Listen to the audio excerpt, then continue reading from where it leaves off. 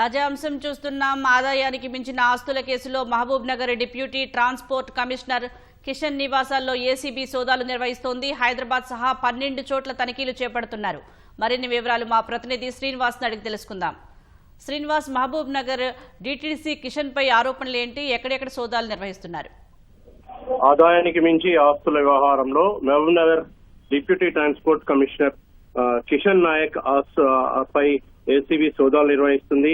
ఆయన ఇల్లు, బంధువుల ఇల్లు, అదేవిధంగా స్నేహితుల ఇళ్లలో ఉదయం తెల్లవారుజాము నుంచి అయితే సోదాలు కొనసాగుతున్నాయి. మొత్తంగా మహబూబ్ నగర్, హైదరాబాద్, రంగారెడ్డి, మెదక్, నిజామాబాద్ జిల్లాల్లో అయితే సోదాలు కొనసాగుతున్నాయి. 15 బృందాలు ఒక్కసారిగా 15 బృందాలు ఈ సోదాలు నిర్వహిస్తున్నాయి. నిజామాబాద్ లో లహరి ఇంటర్నేషనల్ హోటల్, అదేవిధంగా రాయల్ ఓక్ భవనంతో పాటు ఈ 2 భవనాలు కిషన్ నాయక్ కు చెందినవిగా ఎస్సీబీ అధికారులు గుర్తించారు.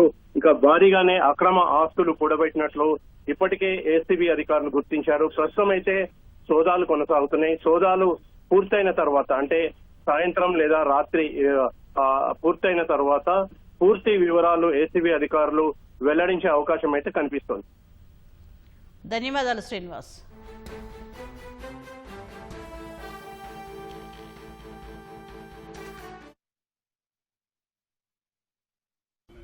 అవును, అవన్నీ చెప్పడానికి ఉండదు.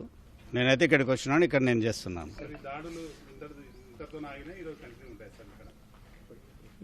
ఇంకా ఏమన్నా సమాచారం ఉండి ఇంకా తెలిసేది ఉంటే వివిధ చోట్ల ఇంకా చేస్తాం.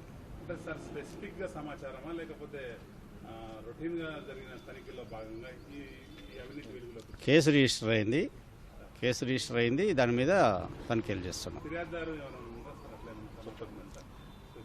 అవన్నీ మీరు అడగొద్దు, మేము చెప్పొద్దు.